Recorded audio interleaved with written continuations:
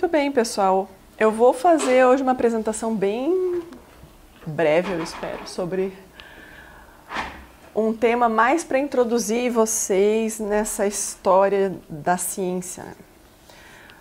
Não sei se vocês têm formação em alguma coisa de pesquisa, mas eu estou estudando bastante agora mais sobre eugenia, que sempre foi um tema que eu gostei bastante. E para saber assim, origens dos pensamentos, né, de onde vieram as ideias, quem pensava o quê, quem influenciou quem, porque isso depois dá uma ideia melhor de como é que a gente chegou aqui, né, digamos assim, e de coisas que se desenrolaram na história que às vezes parece que não tem muita explicação, assim. E o que isso tem a ver com a ciência que se faz hoje, né? A gente tem uma ideia que, porque talvez nunca tenham dito isso para nós antes, de que biologia sempre existiu, física sempre existiu, né? Como se as ciências naturais fossem sempre do jeito que a gente conhece hoje. E na verdade elas são um fenômeno muito mais recente do que a gente imagina, tá? Elas, assim, nesse sentido de sectarizado desse jeito, né, física, química, biologia, é uma coisa do final do século XVIII, mas mais sistematizado mesmo no século XIX, tá? Então, assim, não faz tanto tempo. E por que isso aconteceu, ou como é que isso aconteceu, e o que isso tem a ver com o desenvolvimento da ideia de eugenia e com a ciência como a gente faz hoje, né? Então, pode passar. Eu gosto, uma das profecias que me trouxe de volta a fé católica, assim, digamos, foi a de La Salette, né? Embora ela esteja falando, assim, do ano de 1864, que maus livros abundarão sobre a terra, e ela faz uma alusão mais específica ao Espiritismo, né? Que esse aí seria o ano da publicação do Evangelho segundo o Espiritismo, tá? Essa aparição é de 1846, tá? Maus livros abundaram sobre a terra, a partir dali, assim, uma quantidade profícua mesmo, muita coisa, tá? Muita coisa. E de pensamentos que antes seriam até meio, digamos assim, heréticos, no sentido literal da palavra, assim, na questão de ninguém nem ter coragem de falar uma coisa dessas, né? E que depois virou a epítome da ciência, né? As coisas trocaram. Antigamente, no caso aqui na Idade Média, a ciência era feita dentro dos mosteiros, depois dentro das catedrais, né, das universidades catedrais, e por último dentro das universidades que ficaram laicas, digamos assim, né? E no final das contas acabou sendo feito por pessoas que tinham seus interesses próprios, né? Não estavam às vezes nem ligados a nenhum curso de nenhuma faculdade, nenhuma universidade na época. Então elas não tinham nenhum, digamos assim, limite, né? Claro que na ciência a questão do limite é meio discutível, né? Até que ponto você vai impedir alguém de pesquisar alguma coisa, né? E aí a gente vai entrar na questão da técnica, tá? E na questão moral, filosófica da coisa, tá? Então, pode passar o próximo. A primeira coisa que a gente vai ver no século XIX com relação à ciência vai ser a troca desse termo, né, de natural philosopher, né, até porque PhD é filósofo, né, doutor filósofo, para cientista, né, porque até então as pessoas que pesquisavam sobre ciências naturais, né, que eram todas essas dos fenômenos da natureza, eram chamados de filósofos, tá?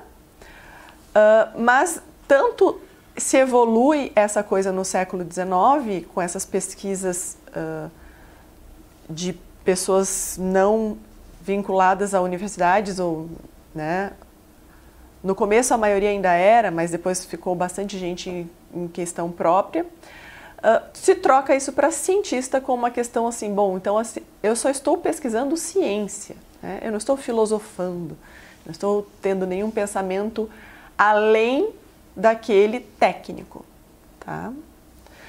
E aqui eu vou trazer para vocês uma ideia do que existia até o século XIX e as coisas que apareceram durante o século XIX. Para vocês terem uma ideia de por que essas coisas que começaram a ser pensadas no século XIX talvez não pudessem ter sido feitas antes por um motivo filosófico mesmo, tá? Você veja, essa coisa do ser humano prescindir de Deus ou achar que Deus não existe ou que é tudo um conto da carochinha, essas coisas, não é um pensamento também recente, tá? É um pensamento que vem há muito tempo, né? Só que a força da natureza ela era tão imponente para as pessoas que elas não tinham como dizer que não existia alguma coisa maior que elas mesmas, né? Então eu sempre brinco, a pessoa achava, não, agora nós derrotamos Deus. Aí vinha uma praga, matava todo mundo, derrotaram como? Né? Então vinha um evento natural, né? Uma fome, uma peste, e as pessoas sempre tinham essa noção e elas estavam à mercê das intempéries. Então elas não tinham como deixar Deus para lá, né? Elas estavam o tempo inteiro sendo lembradas de que elas não eram quase nada, né? E que existia alguma coisa que movimentava o mundo que era muito maior que elas e além da compreensão que elas tinham das coisas. Claro que isso não era motivo para elas deixarem de ir atrás das causas das coisas, o que sempre foi feito, né? Mas a ciência, como ela era entendida até então, era um vislumbre da mente de Deus, né? Então quando você está pesquisando alguma coisa, né, por mais técnico que aquilo fosse, você pensava sempre assim, como foi que Deus criou isso, né? E você tinha, então, por trás disso, toda uma moral da coisa. E além da questão do porquê, né, da própria função em si, existia um objetivo por trás da coisa toda, né? Mas quando chega no século XIX, ali, principalmente ali, a teoria da evolução ela foi proposta em 1859, então tu tem ainda um desenvolvimento do início do século, a primeira metade, tá? Que já vem com esse pensamento todo pós-Revolução Francesa, com essa coisa do iluminismo, né? Você já tem esse tipo de coisa operando, tá? Bom, então assim, até 1804 não existia locomotivas a vapor. Locomotiva, qualquer coisa que você pudesse usar para se transportar que não fosse tração animal às próprias pernas, tá? Então, primeira coisa que surge então, né, a locomotiva, 1804, né, fazer grandes distâncias, imagine, tá? E a morfina. Eu estou correlacionando várias coisas aqui, né? Vai ter coisas físicas e invenções e tudo ao mesmo tempo, tá? A morfina é isolada em 1804 também. Então você tem o domínio da dor. Então imagina como é que o homem vai criando asinha. Olha, agora eu não sofro mais também, né? Eu uso uma morfininha, né? Consigo me transportar. Em 1824, o Carnot sistematiza a termodinâmica, que até então eram teorias, né, separadas. Ele esquematiza tudo e diz como funciona a energia térmica e como isso pode ser usado para se transformar em outra coisa, né? Em 1826 tem a patente do motor a combustão interna, só a patente, o motor vai surgir depois, mas existe já. Em 29 foi construído o primeiro motor elétrico, tá? Porque até então tinha uma questão da eletricidade, que o homem não dominava a eletricidade, ele sabia dos fenômenos elétricos e dos fenômenos magnéticos, mas essa relação entre uma coisa e outra não existia. Mais para frente, quando isso acontecer, quando se descobrir que tanto a eletricidade pode fazer um campo magnético, quanto um campo magnético pode gerar eletricidade, se tem espaço para isso aqui, para um motor elétrico, tá? Esse não usava a indução magnética, tá? O de 29. Em 1837 vem a patente do telégrafo. Em 1841 é a primeira vez que se usa a palavra dinossauro. Então, vocês também entendam que isso não é uma coisa recente, antiga, tá? A questão dos dinossauros, dos fósseis, todas essas coisas, elas são deste entremeio do século XIX. Né? Até então, a ideia sempre foi que a Terra tinha no máximo 7.000 anos, né? E que esses fósseis eram de resquícios da destruição do dilúvio e de outros cataclismas que sempre existiam. Então, a teoria era a teoria dos cataclismas, né, para a evolução da Terra. Em 1842 se faz a primeira anestesia moderna, né? Claro que antes se usava algumas outras coisas como anestésico. Em 1844 é colocada em funcionamento a primeira linha do telégrafo público no mundo entre Baltimore e Washington. E a primeira mensagem que se manda é essa daqui, é números 2323, tá? Então, o que Deus criou, né? Uma expressão mais, olha só o que Deus criou.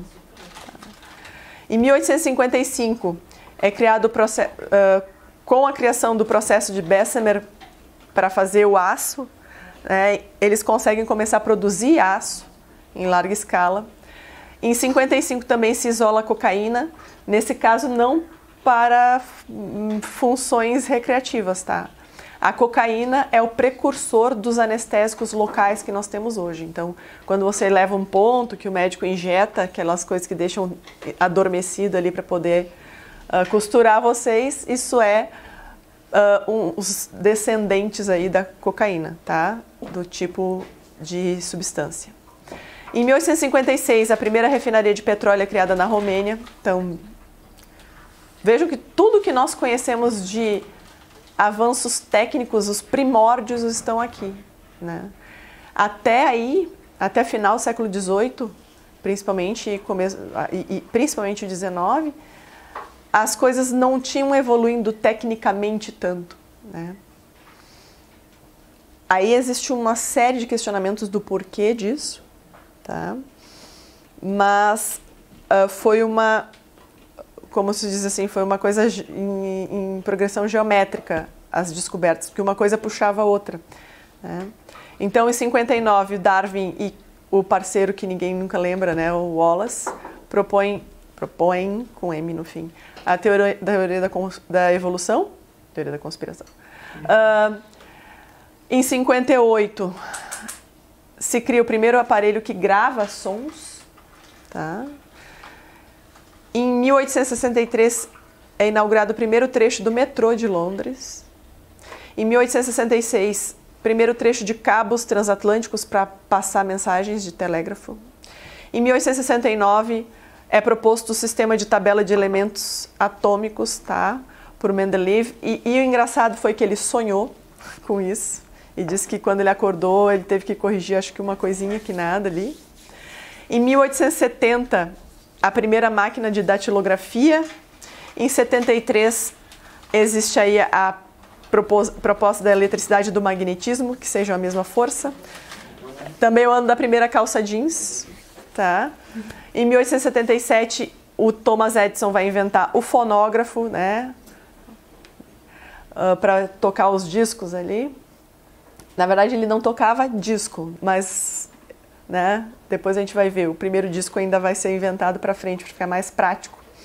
Em 1878, se cria o primeiro centro telefônico, tá? Em 79, daí Edison testa a primeira lâmpada incandescente, né?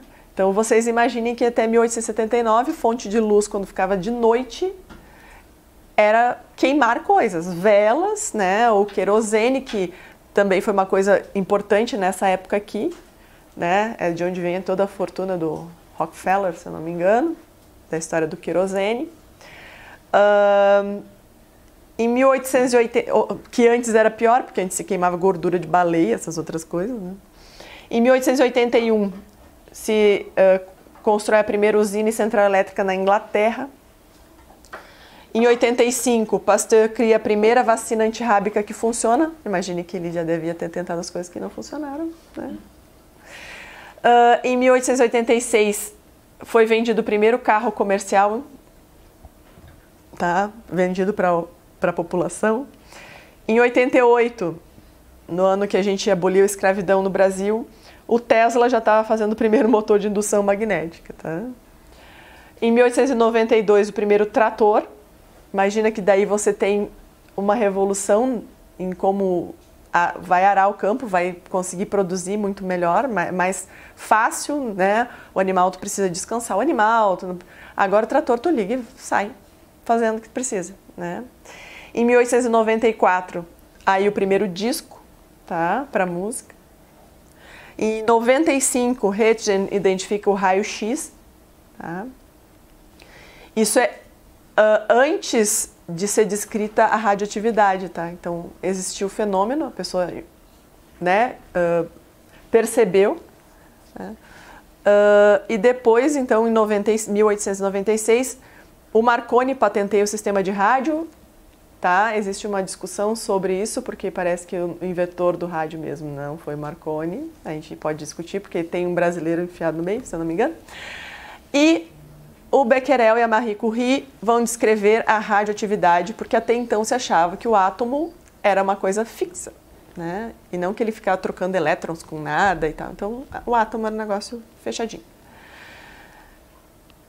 Veja, tem 100 e poucos anos isso, né? A gente usa a radioatividade hoje para quase tudo, né?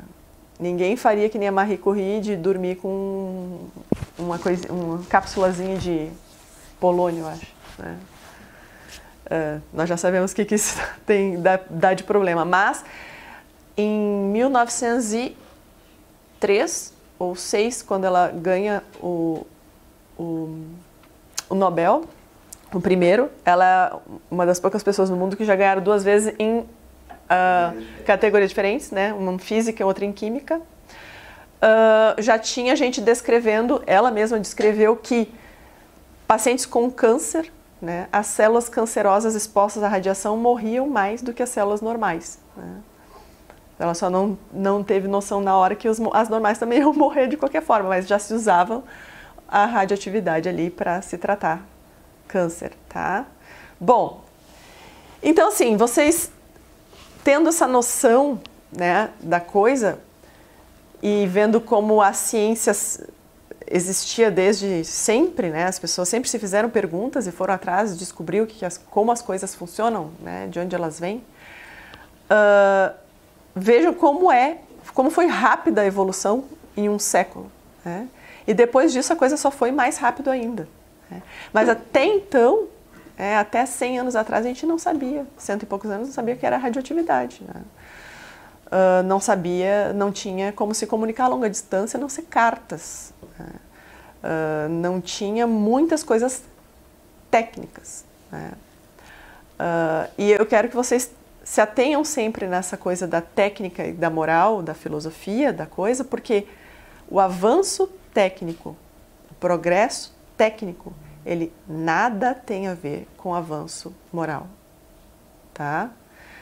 Pensem isso, porque isso é um pensamento que surgiu também no século XIX. Quando o ser humano começou a achar que ele tinha capacidade de criar todas essas coisas, ele começou a cada vez mais ficar certo de que realmente Deus não existia e ele podia fazer tudo o que ele quisesse, né? Então, assim, mas o avanço técnico das coisas, ele acontece, né, independente da questão moral, porque eu posso usar um avanço técnico para uma coisa ou outra, por bem ou por mal, conforme eu achar que devo, né? E sempre tem aquela coisa de ideias têm consequências, né? E se você vai levar a cabo, né, uma ideia e a sua evolução natural, sua lógica natural, você vai acabar tendo que tomar muito cuidado naquilo que tu afirma, né, se você não tem realmente muita certeza disso. Aí a gente tem, pode passar, exemplos da coisa como ela funcionava, por exemplo, na época da Inquisição, digamos assim. A gente tem, inclusive, muita gente difamando a igreja por causa que a igreja perseguia os cientistas, né? Como se não fosse dentro da própria igreja que se fizesse a ciência durante essa época. Só que, como a ciência era entendida como um vislumbre da mente de Deus, a ciência não poderia ser herética, né? Ela tinha que estar de acordo com todo o resto, né? E a pessoa não poderia afirmar algo que ela não pudesse comprovar, que as outras pessoas conseguissem ver que aquilo era realmente verdade, né? Por quê? Sempre se teve a noção de que a verdade é uma coisa simples e que todo mundo, quando a vir, vai entender que ela é verdade. Então, a ciência não podia ser uma coisa misteriosa, digamos assim, né? Então, a gente tem toda aquela história do início, que sempre é utilizada para difamar a igreja, da questão do heliocentrismo, né? Ou do geocentrismo, né? Bom, as pessoas têm uma noção distorcida. Bom, Copérnico, que propôs isso de primeiro, não foi morto. Copérnico morreu em casa, tranquilo, tá? E a teoria dele nem foi levada muito em consideração naquela época, né? Depois, mais pra frente, Galileu, troca. Galileu foi primeiro. Depois, Copérnico reaviveu essa história E aí sim começou a querer dizer, bom, a Terra é o centro, tá, então prova pra nós. Eu não sei, não consigo, não sei o quê, ou não... Bom, então tu vai ficar bem quietinho. Quando você conseguir, aí você apresenta essa coisa pra nós. Também morreu bem tranquilo na sua casa, tá? Foi proibido de falar enquanto ele não soubesse, mas ele continuou pesquisando e continuou escrevendo, tá? Depois da condenação dele ao silêncio, digamos assim, e à prisão domiciliar, tá? Sem tornozeleira, ele continuou escrevendo e produzindo a ciência dele, tá? Aí o pessoal fala do Giordano Bruno. Bom, Giordano Bruno foi condenado porque ele era um herege. Não por causa da ciência que ele fez. Até porque ele não fez ciência nenhuma. Não tem nada que você saiba. O que foi que Giordano Bruno inventou? O que ele falava? Tá? Então ele era um herege. Era outra história. Então não tinha nada a ver com ciência, né? Então a gente vai ver durante inclusive a história da teoria da evolução e da eugenia, esse tipo de coisa acontecer, né? As críticas que a teoria da evolução recebia era rebatida como: tu acredita em Deus, criacionismo, isso aí é coisa mitologia, você não tem como discutir ciência com a gente, né? Bem parecido com outras coisas que acontecem hoje em dia, né? Então, assim, o que acontecia antes? Existiam laboratórios, só que eles geralmente estavam vinculados a quem tinha algum dinheiro. Não sobrava para você fazer pesquisa, né? E, inclusive, nem existiam muitos instrumentos para você medir as coisas, né? Imagina que para você ter um laboratório, tipo a Marie Curie e o Pierre, você precisava ter equipamentos, você precisava ter gente ajudando no laboratório, né? Quando eles descobriram que existia essa radioatividade, eles quiseram, num determinado minério, eles quiseram, bom, vamos então conseguir isolar esse material. Aí eles pegaram 100 gramas daquele minério. Eles não conseguiram isolar nada. Para eles conseguirem uma quantidadezinha pequenininha de polônio, eles tiveram que minerar toneladas daquilo, purificar toneladas daquilo. Passaram 2 anos e pouco fazendo isso, se eu não me engano, tá? Para conseguir ter o material puro na mão. Perigoso, né? Por isso que a natureza sabe, a radioatividade estava bem espalhadinha, não concentrada, né? Porque é perigoso. Mas, enfim. Então, você tinha que ter esses tipos de laboratório. Quando chega no século XIX, você tem muita gente que está tendo dinheiro com a Revolução Industrial e não tem mais nada melhor da vida do que fazer essas coisas, né? Principalmente na Inglaterra, né? Que é onde a maioria dessas ideias e essas coisas vão surgir.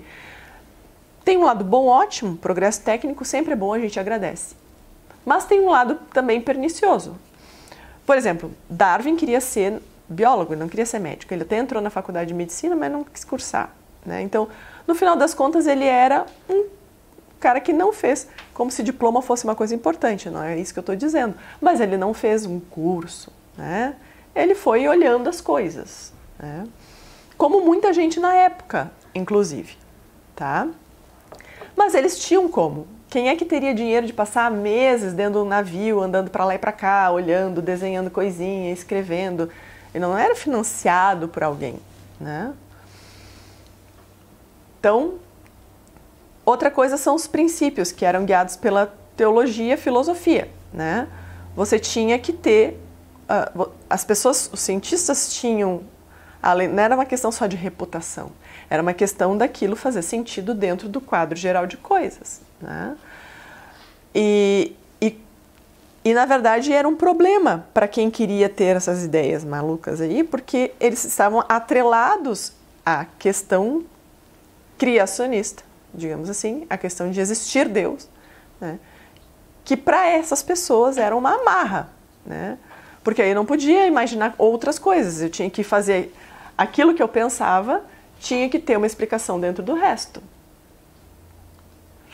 Tu já passou, é? Tinha que ter uma explicação dentro do resto, né? E, na verdade, às vezes ficava complicado tu encaixar essas coisas, né? Aí a pessoa pedia, bom, então eu vou falar o que eu tô vendo e vou dar a minha interpretação solta, sem ter nada a ver com nada, vou criar um negócio, né? Bom,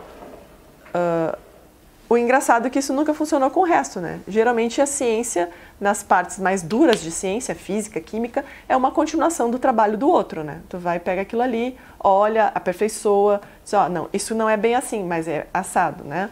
Conforme vai o instrumento para medir a coisa vai melhorando, tu também consegue ver coisas que o outro não conseguia por limitação técnica, e a coisa vai evoluindo, né? Dificilmente tem alguma coisa na ciência que é uma quebra total, tá? Muito difícil. Bom, existia essa questão do apreço à verdade, a verdade aqui entendida como Cristo também, né? Então, se a verdade é Cristo, tudo que você acabar, vai chegar lá de alguma coisa, então não vai existir uma verdade que negue a Cristo, né? Que negue a Deus. E eles tinham muita cautela para transformar observações em teorias. Bom, dentro da questão científica, estudos observacionais, ou seja, eu olhando para a coisa como ela é e descrevendo, olha, eu vejo que existe mais tabagista no grupo, né? Eu vejo que os caras que estão internando aqui com câncer de pulmão, a maioria deles fuma. Isso não é o suficiente para eu dizer que o cigarro está causando câncer de pulmão. Entendeu? Porque existe uma diferença, que é a questão causal. Então, o que acontece? Coisas que acontecem juntas não quer dizer que uma está causando a outra. Elas podem simplesmente estar acontecendo juntas. Quando elas acontecem juntas, muitas vezes, aí você começa a pensar, bom, de repente uma tem a ver com a outra de alguma forma, né? E aí você vai ter que arrumar um jeito de estudar isso. Mas o que a gente vê muitas vezes hoje em dia é isso, né? Quando aparece muita coisa junto com a outra, já uma causa a outra. Isso não é bem assim. E nessa época ainda se tinha muita cautela, né? Porque a maioria das coisas eram observacionais. Vocês percebam que o que existia de medicina, para você, como é que dizer, respaldar a teoria da evolução, era descrição. É tudo descritivo. É anatomia comparada. Então, eu vejo como é que é um sapo por dentro, eu vejo como é um coelho por dentro e vejo, olha, isso aqui é parecido com aquilo lá. Então, não era uma coisa tipo de causa e efeito, era uma coisa comparada, né? Eles não tinham nem muito como datar fóssil e essas coisas. Eles não tinham como fazer o DNA daquele fóssil, né? A maioria, hoje em dia está se descobrindo, inclusive, proteínas ainda dentro de fóssil. Isso é um negócio muito estranho, galera, porque proteína, assim, ó, hidrolisa, tá? Milhões de anos? Tá? Acho que nem o Mac em milhões de anos, tá? Então, tem alguma coisa errada aí. Ou a data não tá certa, né, o que é o mais provável, ou algo tá cheirando meio mal. Mas isso aí é um outro negócio. Mas a questão toda é, você tinha essas coisas observacionais. As pessoas descobriam um lugar onde tinham vários fósseis, e aí viam mais ou menos a camada de terreno, e aí supunham que era isso e aquilo, e o tipo de fóssil que tinha, se já tinha sido encontrado em outro lugar, porque eles faziam uma coisa meio comparada com todos os continentes, o que é difícil, mas eles tentavam para poder saber mais ou menos como é que foi a coisa, e por aí. Então era observacional, descritivo. Para isto virar uma questão de causa e efeito ou provar uma teoria, é quase que impossível. Tá? Tu não tem como observar uma pessoa ali, imagine, que eles falam que as coisas duraram bilhões de anos, mas se você observa uma pessoa por 2, 3 minutos e tu tira a conclusão, essas pessoas só pode ser bailarina. Né? Então, é um passo muito grande para você dar. Por isso que estudo observacional, a gente descreve, mas a gente não tem como tirar muitas conclusões, tá? E a questão da evolução técnica que levou à soberba sem barreiras, tá? Pode passar. E aí a gente vai entrar na coisa da teoria da evolução, tá? Bom, resumidamente, porque a coisa é muito mais ampla que isso, o que Darwin disse? Ele observou, né, seres vivos, animais e plantas também, mas mais animais, e ele percebeu que muitos deles eram parecidos uns com os outros, né, e que eles acabavam tendo diferenças entre graduação de complexidade, mas não diferenças completas, tá? Então, no final das contas, o que ele queria dizer com isso? Que o ser humano não tem absolutamente nada de diferente de um símio, digamos assim, a não ser em questão de complexidade e não de diferença essencial, tá? Ou seja, a questão da gente ter uma comunicação ou de ter razão, né, a razão humana e coisas, é simplesmente uma coisa mais complexa do que os animais, né? Ele também dizia que, bom, para chegar a acontecer isso, o que tem que ter havido? Certas qualidades que certos indivíduos dentro da espécie têm, propiciam que eles sobrevivam mais do que os outros e passem adiante essas características. Tá? Ao contrário do Lamarck, que antes tinha dito que a gente adquiria, né, características e passava elas pelo DNA, na época eles não sabiam o que era isso, né? Passava isso adiante nas outras gerações. Darwin disse não, isso já existe, a gente passa porque isso aí já existe, mas aí passa mais porque essa é uma característica boa. E isso é o que propicia que tu sobreviva e se reproduza mais que o outro que não. Na teoria dele, e Darwin é uma figura muito, vou dizer estranha, mas ele muda de ideia algumas vezes com relação a certas coisas, ou ele deixa de escondê-las, a gente ainda não sabe direito exatamente o que é isso. Porque no final da vida ali, ele parece muito com um agnóstico, tá? Não exatamente ateísta, mas com agnóstico. Sendo que no início ele faz de tudo para não colocar nada sobre o homem, por exemplo, na origem das espécies, não tem nada de implicação no ser humano, dessas teorias dele, que é de 59, mas em 1871 ele lança A Descendência do Homem, e aí ele fala bem sobre isso, tá? Sobre como é que funciona essa história de escolha sexual para reprodução, para passar para diante os caracteres melhores, etc. E ele tem frases maravilhosas no livro, tipo assim, olha, ninguém deixa os seus cavalos piores cruzarem, né? Mas a nossa espécie, a espécie humana, a gente pega as pessoas que têm doença e deixa elas reproduzirem, né? Enfim. Então, para quê? Porque ele não queria criar uma resistência da teoria dele, porque até então todo mundo acreditava em Deus, né? Não é? Era difícil ter um cara ateu. E isso não era tido como uma coisa ruim para a ciência. Durante o século XIX é que isso troca. Porque quando ele faz essa quebra, isso é antes de Nietzsche ainda, tá?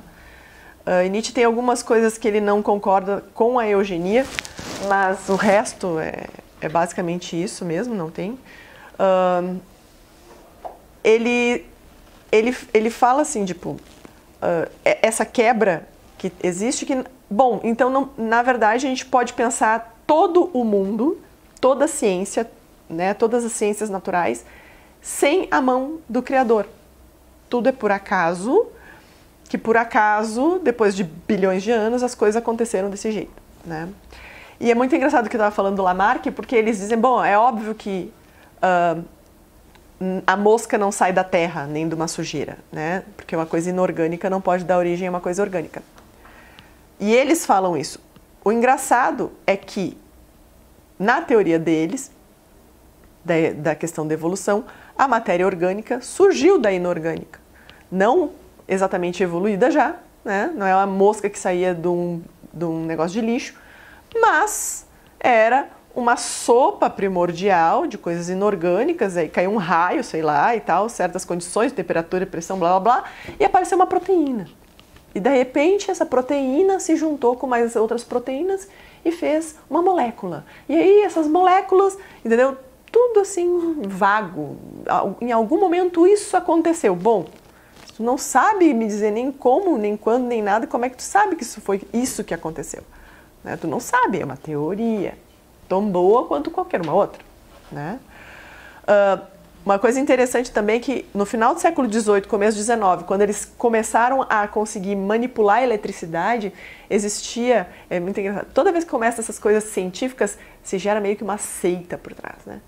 Quando eles começaram a manipular a eletricidade, eles chamavam essa coisa de galvanismo, tá? Questão do galvânico e tal, fazia aquele, girava um negocinho, criava uma fricção, fazia aquela eletricidade estática, dava choque nas coisas, tá? E aí, eles fizeram isso num sapo e o sapo mexia. Nós somos deuses, vamos ressuscitar as pessoas agora, né? Tá? Enfim, não se conhecia a questão que realmente nós temos processos químicos no corpo que geram uma corrente elétrica, que é por isso que a gente mexe, né? Então, mas a fisiologia ainda estava se desenvolvendo, né? Mas então, assim, tudo vira uma coisa mágica. De novo, aquela história da radiação, na época da Marie Curie, ela virou panaceia universal. Ia tratar todo mundo, ia curar as coisas, né? Então, sempre existem essas coisas por trás. E a evolução não foi diferente, né?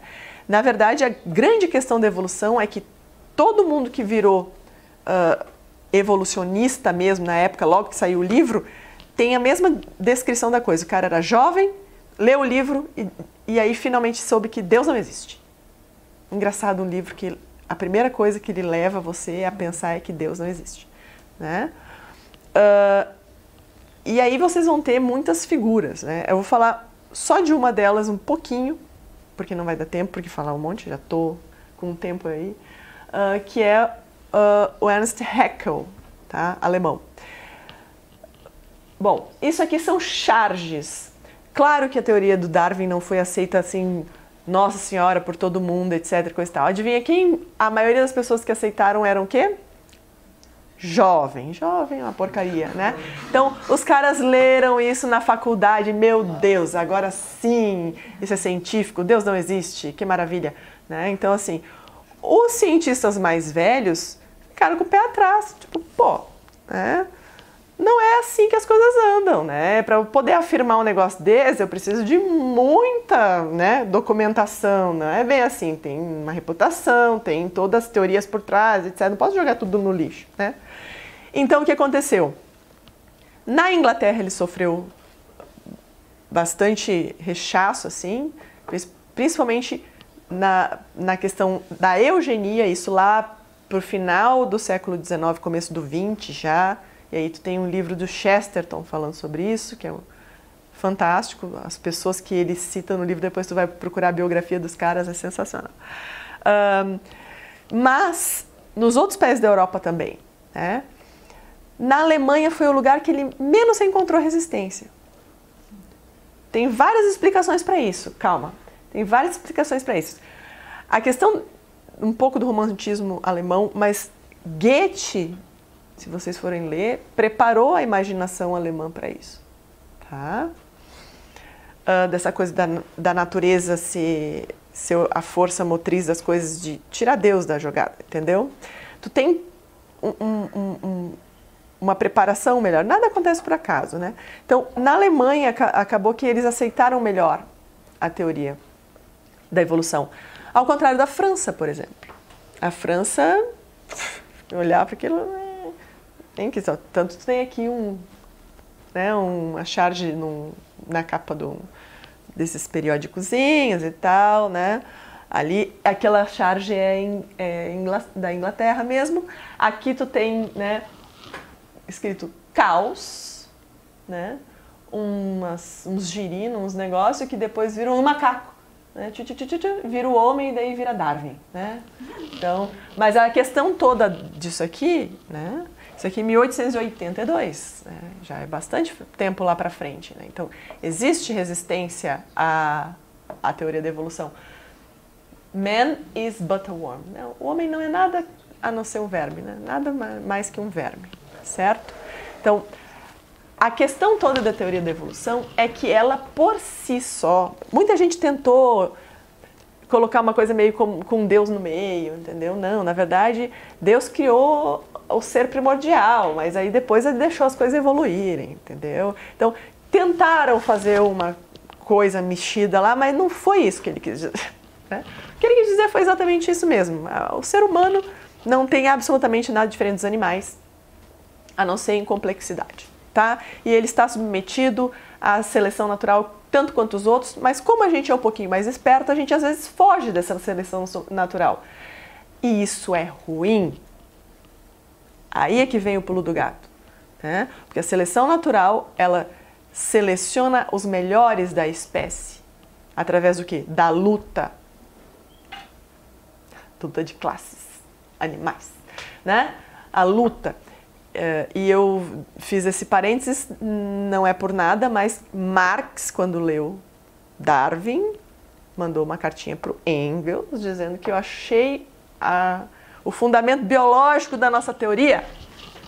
Apesar de estar escrito no inglês péssimo, é isso aí. Tá? Esse é o comentário dele, está escrito no inglesinho meio ruim, mas é isso aí. Tá? Quis homenagear Darwin, né? No prefácio, eu acho que, se não me engano, do Capital, Darwin disse, não, deixa disso, tem nada a ver com isso, não precisa, tá? Então, mas está registrado em cartas, né? Muito bem, pode passar. E aí, o que acontece?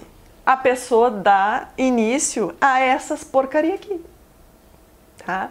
Isso são imagens do livro que vendeu que nem água, do tal do Haeckel, esse que eu falei para vocês, tá? Que é um alemão que morreu em 1919, tá? Um pouquinho depois da Primeira Guerra. E que ele inventava essas coisas, porque não é possível uma coisa dessas, tá? Lá na ponta, tu tem uma árvore que é o pedigree do homem. Não dá para ler direito porque tá pequeno. Mas lá em cima tem homem. Aí do lado de cá tem gorila, orangotango, chimpanzé, gibão, né? Aí ele achava que a gente tinha alguma coisa a ver com morcego, não sei de onde. Porque essa coisinha aqui, bats, né? Morcegos. Vai saber. Por quê? A anatomia comparada.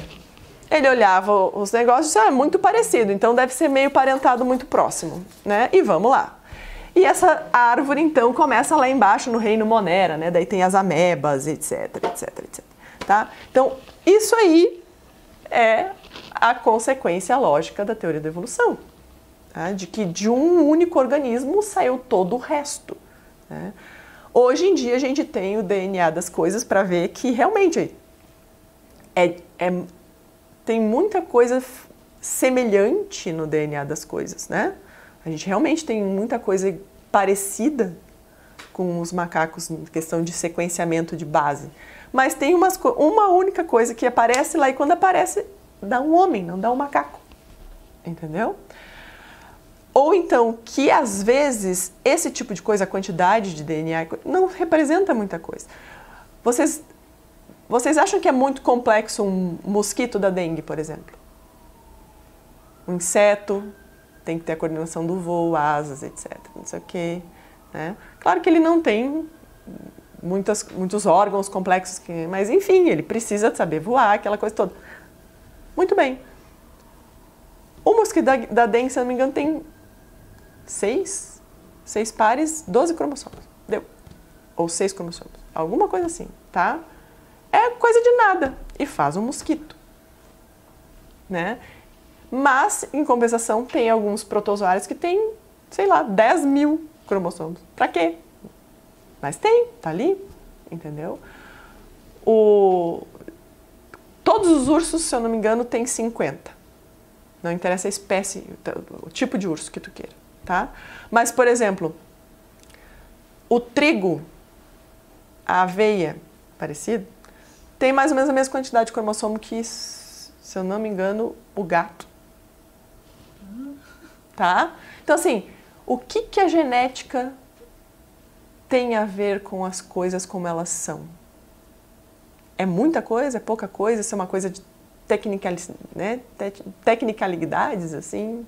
Então, é interessante estudar? Óbvio, né? Mas a gente é definido pela genética? Né?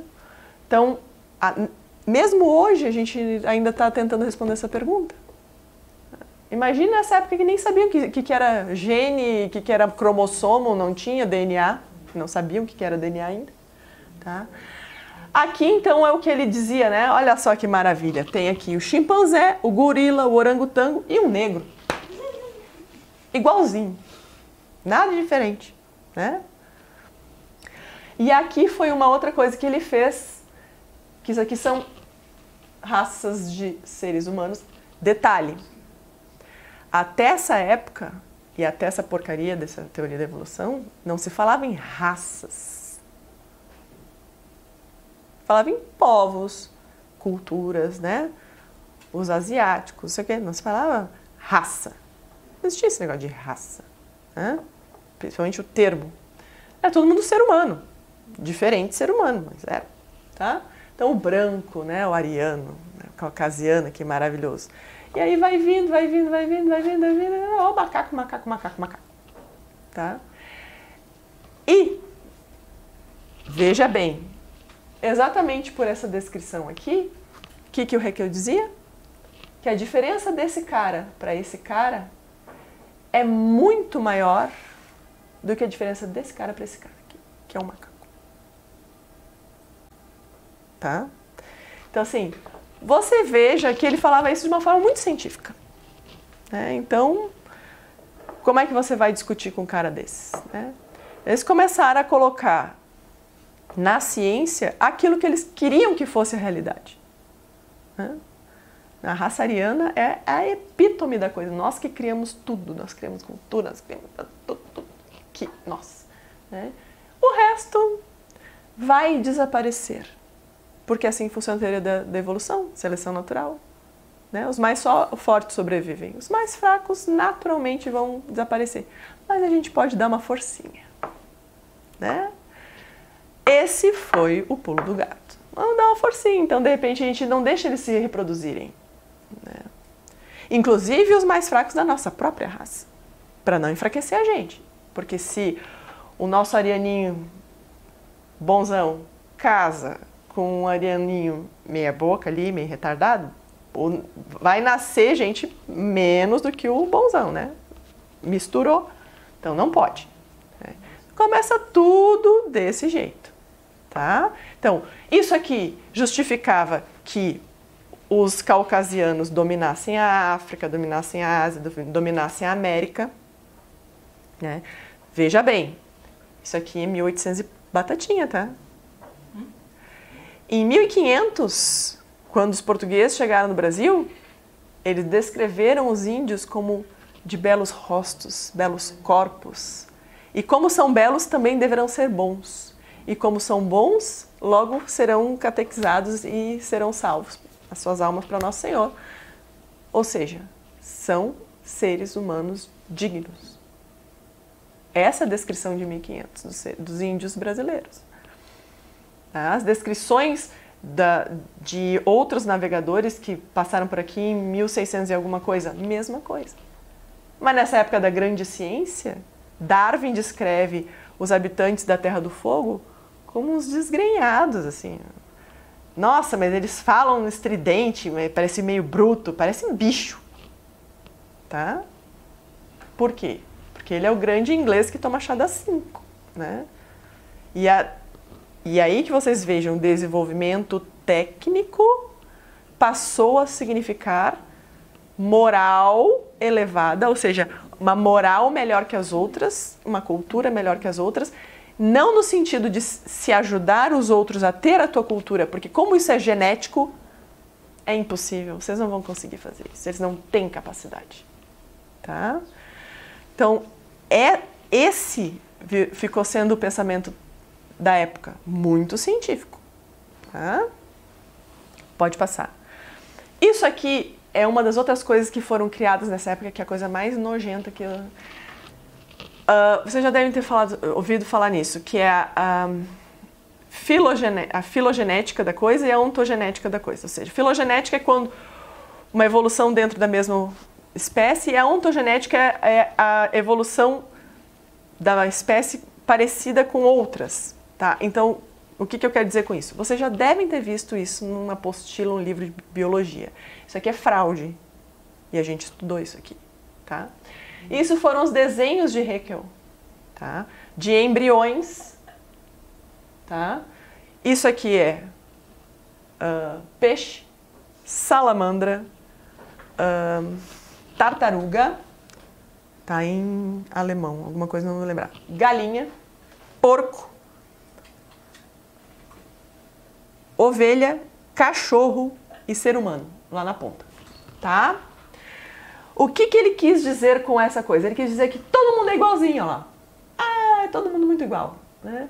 E conforme você vai chegando perto de nascer, aí que tu vai parecendo com a mesma coisa. Ou seja, dentro da tua evolução, né, do teu desenvolvimento, você passa por todos os graus das outras espécies. Vocês não ouviram falar isso? Quando você tem não sei quantas semanas, quando você tem não sei quantas semanas de embrião, a gente é muito parecido com, igualzinho se fosse um embrião de galinha ou um embrião de qualquer coisa, tá? Então, assim, ainda que fosse verdade isso aqui, né? Você é gente desde sempre. Mas Haeckel usou isso aqui para dizer que, bom, se o desenvolvimento de um ser humano dentro do útero, na hora que ele nasce, ele é meio que um símio, eu posso matar ele, não é nada mais do que matar um animal. Tá? Para Haeckel, ser humano só era ser humano a partir do momento que ele conseguia utilizar a questão do eu, né? Expressava uma vontade própria como um indivíduo, aí ele era uma pessoa. Antes disso, era a mesma coisa que matar um bicho. Não tinha problema nenhum. Depois eu vou dizer alguma coisa para você, porque o próprio Haeckel foi quem criou o termo ecologia, e aí vem outra história, tá? Mas não vou falar disso hoje. Pode passar. Isso aqui é o que é de verdade. Tá? Então, aí a lampreia, esse aqui é um peixe que eu esqueci. Aqui são vários peixes e coisa. Lá é uma cobra, uma galinha, um possum, que eu não tenho acho, tradução para animal nosso, assim. É gambá. É. Aqueles gambás com... Isso, só que é um gambá meio parecido com um ratinho. Gato, morcego, ó, o morcego de novo, tá? E o ser humano, tá? Então, assim, não é parecido. Tá? Tem mesmas coisas, tem o saco gestacional, tem toda aquela coisa, mas não é parecido, tá? Não é a mesma coisa. E aí, tu tem aqui é o estágio mais primário, depois o intermediário e aqui já quando está mais bem formadinho, né? Então, assim, se tu vai olhar, tem coisas que vai existir no ser humano que não vai existir no morcego e no gato, tá? Já logo no início, no desenvolvimento. E isso não quer dizer que só porque o ser humano no estágio embrionário tem alguma coisa de parecido com o gato, ele tenha, por um acaso, o gato tenha evoluído no mesmo lugar do ser humano. Tá? De novo, é uma coisa descritiva. Não tem como saber causa e efeito, né? Bom, pode passar. Essa frase eu li esses dias, ó. Chegou um livro para mim que agora, como eu estou estudando bastante esse negócio de teoria da evolução, eu peguei uns livros sobre a influência de Darwin sobre Freud, tá? Que teve, e bastante.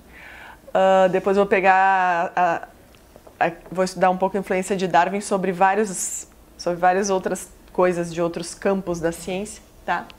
Mas nesse livro, essa mulher, que também é psiquiatra, diz que... isso ela está citando August Weismann, tá? que era um eugenista da época.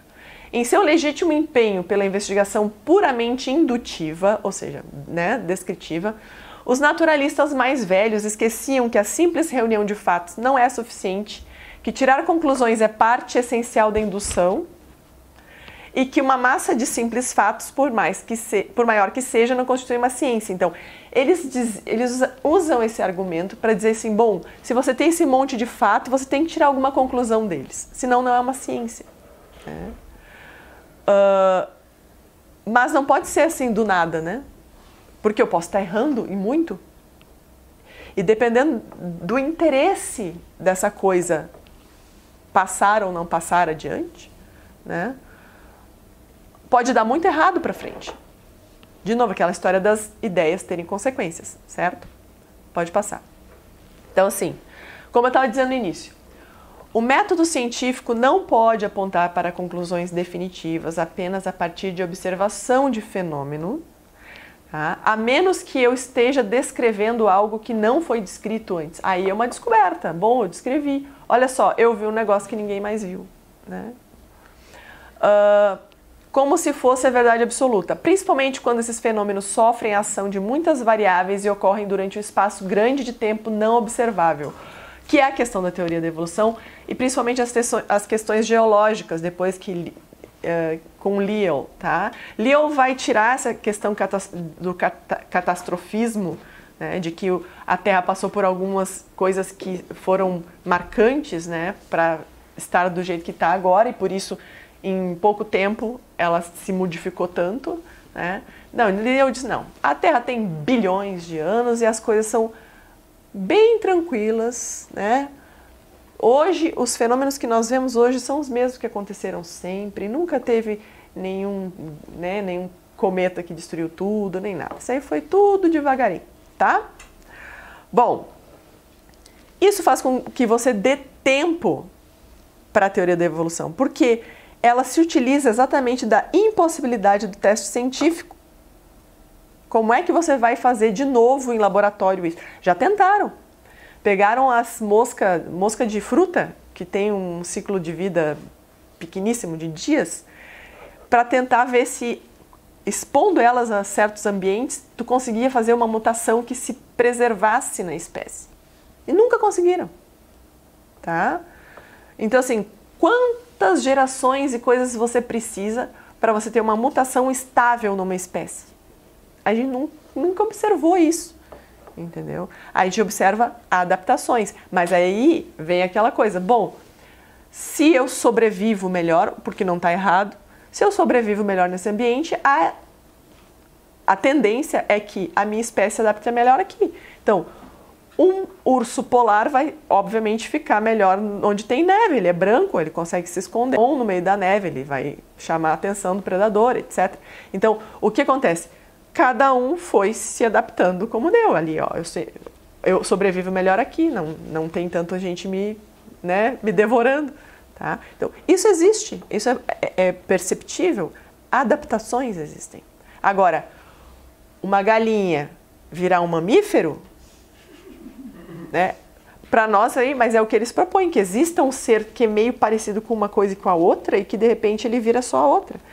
Mas, por exemplo, o ornitorrinco, que é um mamífero com bico, sempre foi ornitorrinco. Tu nunca achou a espécie primordial do ornitorrinco. E ele não, até hoje não deixou de ter bico. Então, assim, onde está isso aí? Nunca ninguém achou. E nem vai achar. Não. Isso a gente não sabe, é uma teoria, né? Eu acho que não. Né? Eu acredito em outra coisa, né? Que precisa de menos fé. É engraçado, eu brinco com eles, eles precisam de muito mais fé do que eu para acreditar num negócio desse, tá? Que você não tem como repetir. A ciência, ela é feita de teste de hipótese que pode ser reprodutível, tá? Então, assim, eu quero saber se isso aqui é desse jeito. Eu faço um teste da minha hipótese e vejo, olha, realmente é desse jeito. Esse teste, outras pessoas têm que conseguir fazer e chegar no mesmo resultado. Se não, isso aí foi por acaso que eu descobri, entendeu? A gente tem todo o negócio, inclusive... Nessa época também começam a parte da estatística, né? A bioestatística e coisa e tal. Todo esse povo da estatística, quem estudou estatística... Eu só me lembro de vou contar só uma anedota para vocês. Tem o Carl Pearson, do teste de Pearson. Ele era inglês, o Carl dele era com C, e ele trocou para Carl com K por causa de Karl Marx. Tá? Então, imagine. Aliás, eu esqueci de colocar no século XIX também, foi quando surgiu, né, comunismo, marxismo, teoria de Marx, tá? Uma coisa que a gente aprende na escola, ao contrário, que pegou bastante, é a ideia de que o evolucionismo social imitou o biológico, mas é o contrário. O evolucionismo social, de fazer uma sociedade cada vez melhor e vai tirando as partes ruins, que deu a inspiração, digamos, deve ser assim na natureza inteira. Sim, mas e aí é que tá. Tu vê que na natureza, essas coisas, a gente até vê o cara o que está mais adaptado sobreviver, normal. Só que o que é estar adaptado? Para nós, seres humanos, a gente tem 1 milhão de outras variáveis, 1 milhão de outras coisas que podem significar uma adaptação melhor que a outra. É tu ser mais forte, mais alto, mais loiro, mais olhos azuis?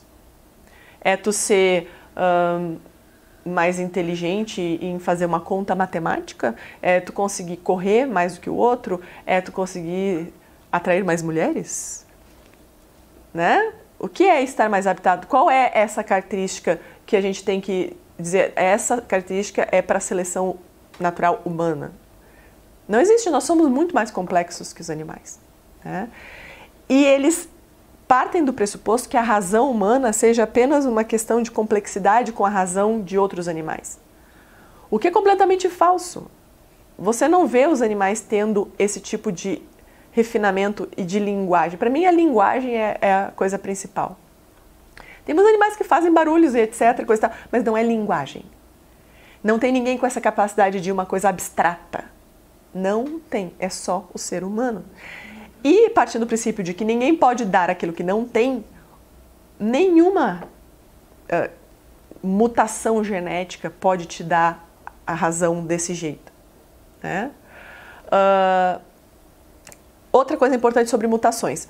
Até hoje a gente também não achou nenhuma mutação genética que seja uma melhoria 100%, tá? A maioria das mutações genéticas, elas são consideradas pelo próprio organismo como um erro, né? E tendem a ser eliminadas. Aquelas que a gente consegue passar para os outros, a grande maioria a gente passa como doença, tá?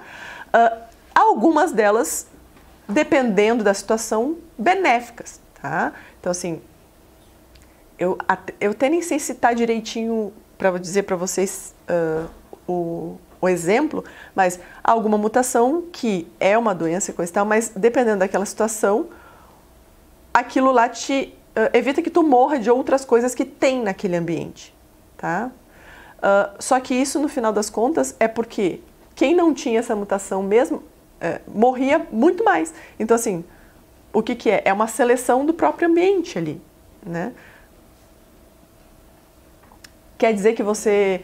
quer dizer que isso tem a capacidade de transformar em outra coisa? Talvez tu mude o ambiente e aquilo lá seja ruim para ti, né? Para nós não faz muita diferença, tá? A gente tem essa capacidade de superar essas coisas. Bom, e exames que pudessem realmente mostrar a correlação de uma coisa e outra dentro da teoria da evolução só começaram a existir na década de 60, tá? Então, assim, só um século depois que foi proposto isso, a gente conseguiu ter, por exemplo, tipagem de DNA. Tem vários casos de fósseis que foram alardeados como o elo perdido entre o homem e o macaco, etc. E no final, ou era um macaco, ou era um homem. Né? Não era uma transição entre uma coisa e outra. Né? Ou era fraude pura e simplesmente, tipo um que foi encontrado nos Estados Unidos, que era, na verdade, um porco. Tá? Então, assim... pode passar. Eu quero dar um exemplo para vocês de uma coisa que aconteceu nos Estados Unidos sobre essa história da teoria da evolução. Depois eu vou fazer mais uma aula só sobre eugenia e por que a teoria da evolução foi um pensamento, no final das contas, que acabou dando mais problema do que qualquer outra coisa. Mas eu vou introduzir só um tema meio fora da questão científica, tá? Para vocês verem como essas coisas funcionam. Em julho de 25, foi transmitido por rádio para os Estados Unidos inteiro um julgamento de um certo John Scopes, que era professor dessa escola em Dayton, no Tennessee, uma cidadezinha de 1.500 habitantes, tá? Esse cara aí, na época que tinha 20 e poucos anos, né, jovem, tá?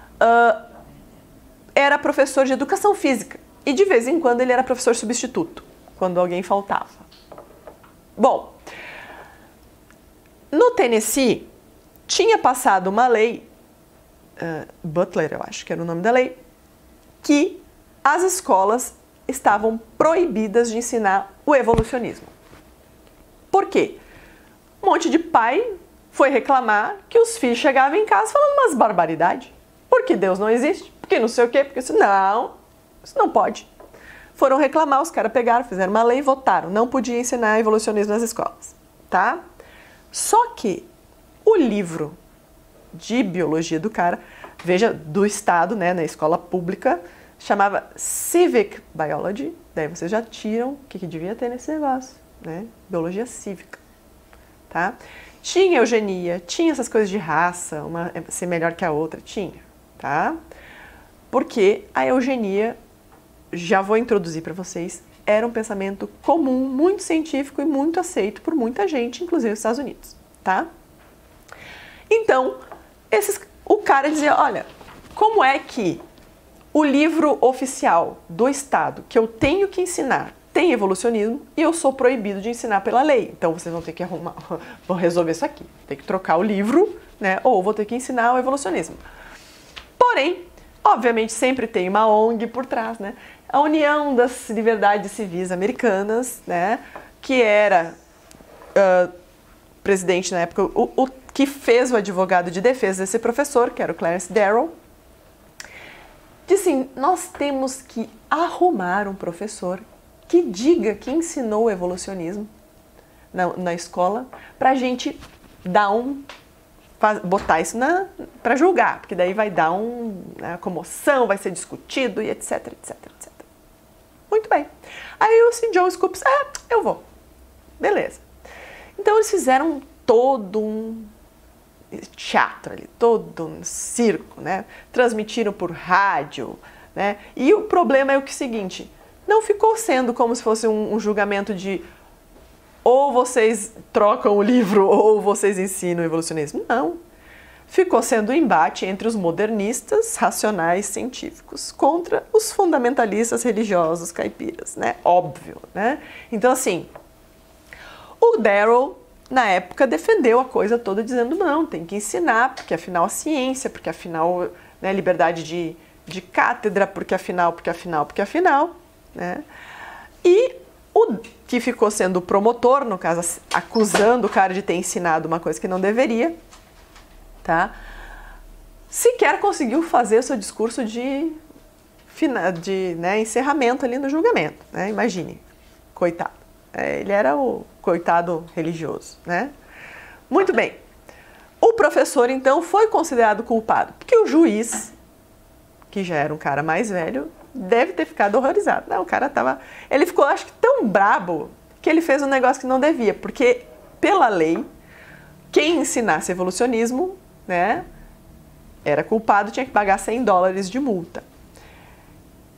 Só que um juiz americano não podia dar nenhuma multa acima de $50.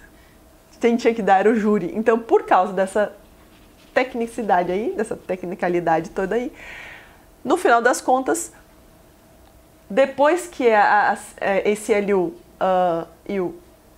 apelou, porque ela apelou, né, porque o professor perdeu, ela apelou, o Tribunal Superior não ouviu nada do que ela disse, mas tirou a multa, tá? Porque não podia ser a multa. Bom, no final, qual é a grande coisa disso aí? Continuou sendo a lei da escola, continuou não podendo ensinar evolucionismo, mas comoveu e entrou na questão toda de você discutir essas coisas, que é o que eles fazem quando eles fazem ativismo judicial. É para isso, tá? É para botar na boca do povo, mesmo que eles percam. Eles não estão nem aí, eles querem quebrar tabu, tá? E por aí vai. Então eles ficaram discutindo esse negócio. Isso aqui foi em 25, veja bem. As leis de banimento, tá, do evolucionismo ensinado nas escolas só foi proibido, só foi suspenso na Suprema Corte em 1968. Nesse caso aqui, tá? Nesse caso aqui, o Epperson contra o estado de Arkansas eles apelaram pelo seguinte, que você não poderia proibir, não poderia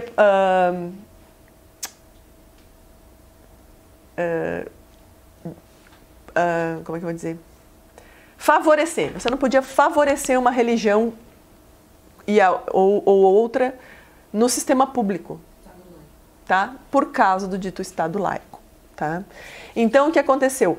Não podia mais proibir de ensinar o evolucionismo em 68, tá?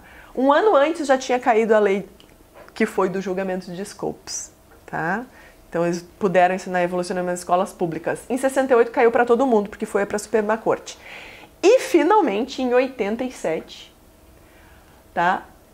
Edwards versus Aguilar foi também uma discussão de cátedra, tá? Dizendo que não poderiam ensinar criacionismo. Veja bem, as coisas sempre vão para um lado até estourar lá no outro lado, entendeu? Então, nesse caso, as escolas ficaram proibidas de ensinar o criacionismo em 87, porque isso favorecia uma religião e não pode por causa do Estado laico. Tá? Então você veja, começa com uma questão de discussão, não pode ensinar o evolucionismo, mas por quê? É ciência, não tem nada a ver.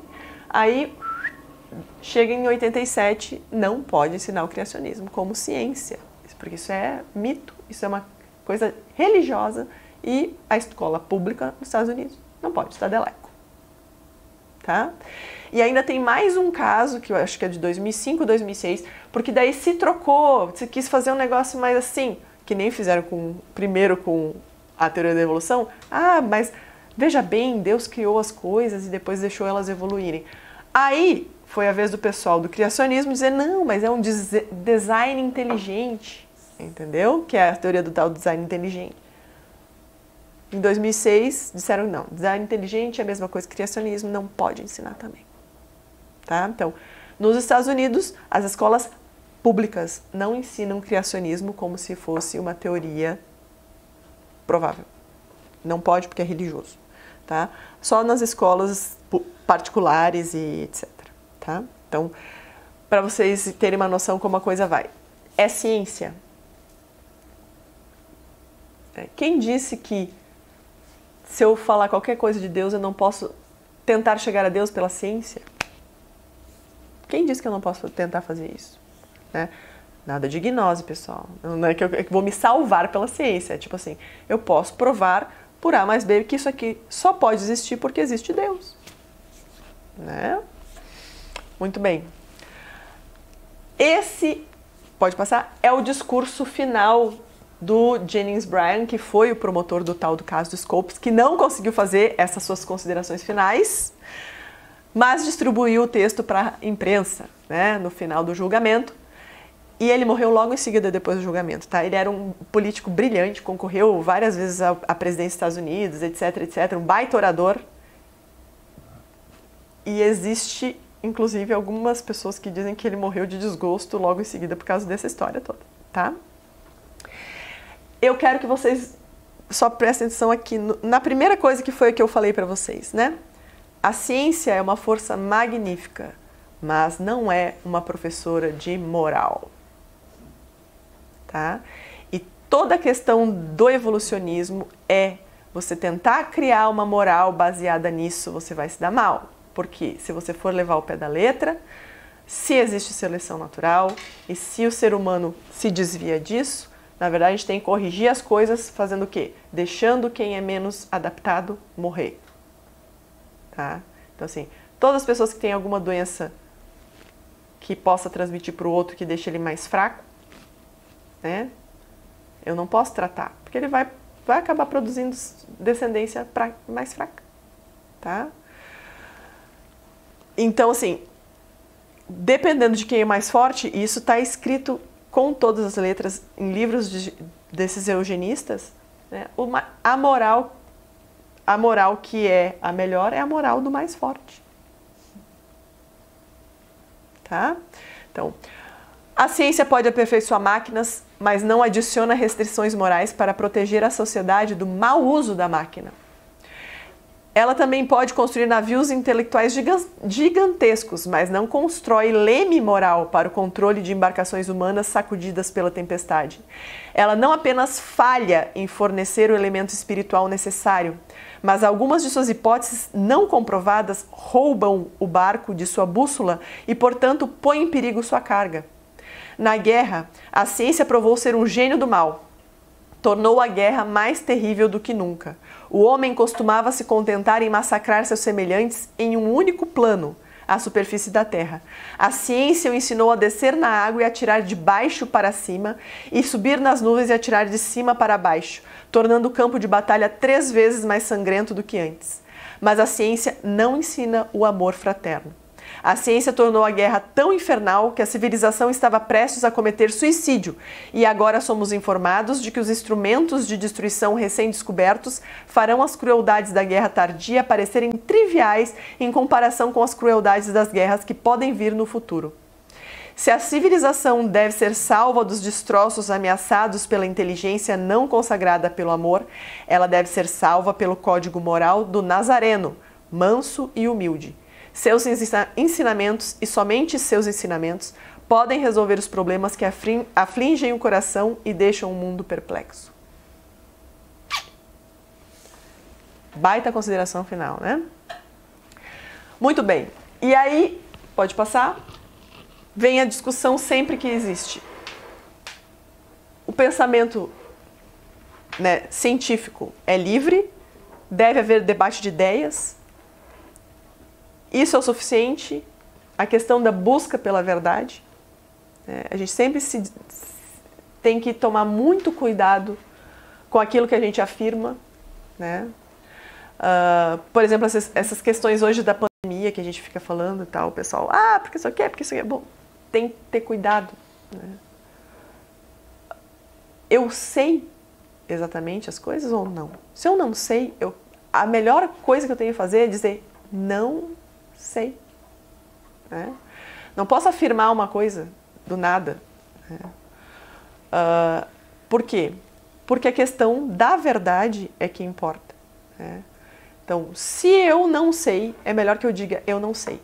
Né? Se eu sei uma coisa, mas falta, eu digo, olha, até onde eu sei é assim, mas pode ser assado. Se você tem esse amor à verdade, o que você busca é realmente a ciência para encontrar a verdade, a ideia em si não é um problema. O problema é se você achou ou não a verdade, né? Então, eu vou dizer, bom, essas questões de negócio de vacina, que todo mundo está falando, eu sou contra a vacina? Depende. De uma forma geral, não sou contra a vacina.